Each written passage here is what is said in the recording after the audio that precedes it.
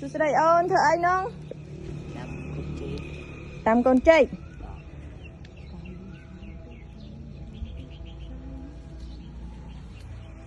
Đã đam chạy tiết đó nó. Thôi mình phải chị ấy đã ơn.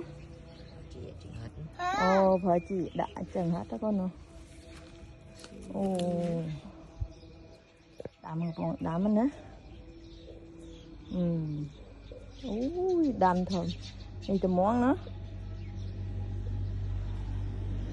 Đam mạnh đám ơn. Ồ. Đây cái này những ô cua xăm tái rồi.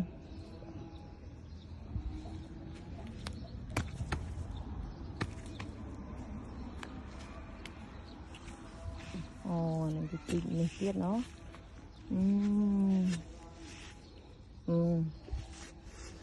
Ồ. Đây phô ổ nó.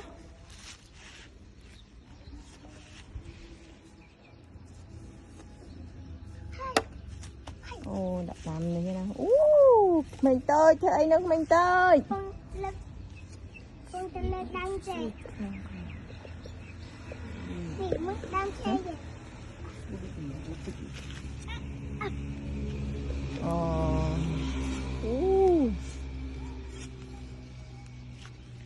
Mình trôi khẳng đó nó.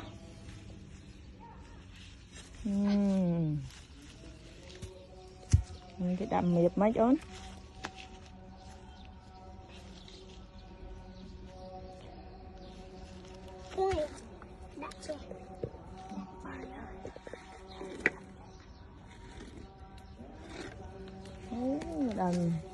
Đầm chi.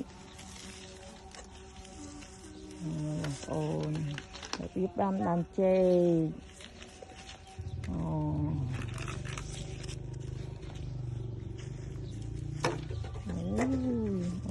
Cài lục mình thêm chút nó.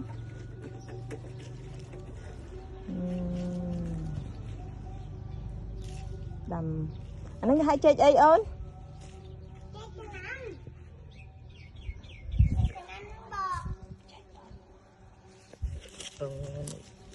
Chơi tân mòn.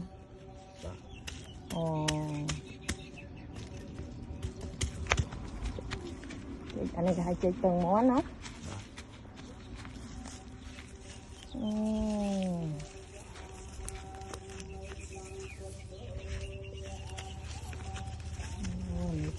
Mẹ đập mẹ men mình sao con tay của cài vừa cả men.